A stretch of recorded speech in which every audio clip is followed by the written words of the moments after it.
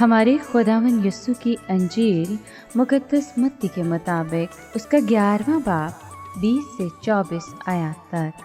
اس وقت یسوع ان شہروں کو ملامت کرنے لگا جن میں اس کے اکثر معجزے ظاہر ہوئے تھے، کیونکہ انہوں نے توبہ نہ کی تھی۔ اے کورزین، تجھ پر افسوس!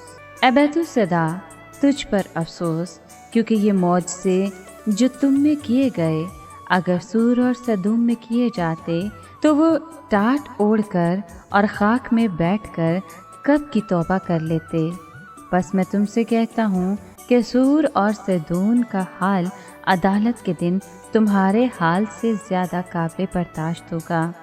اے کفرنہوم، کیا تو آسمان تک بلند کیا جائے گا؟ تو عالم اسفل تک اترے گا؟ کیونکہ یہ معجزے جو تجھ میں کیے گئے اگر سدوم میں کیے جاتے تو وہ آج تک قائم رہتا۔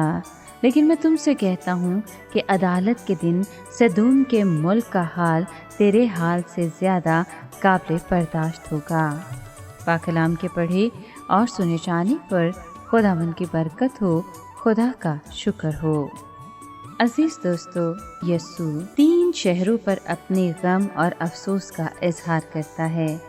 الہی بادشاہ کے سوا کیا کوئی اور ایسی سزاؤں کا اعلان کر سکتا ہے؟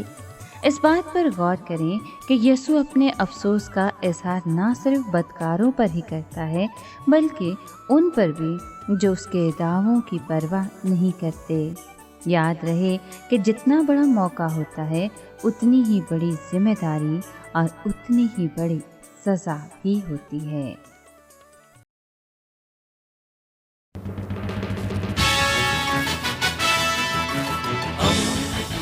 دوستی کا پیمبر، ریڈیو ویریتاس ایشیا۔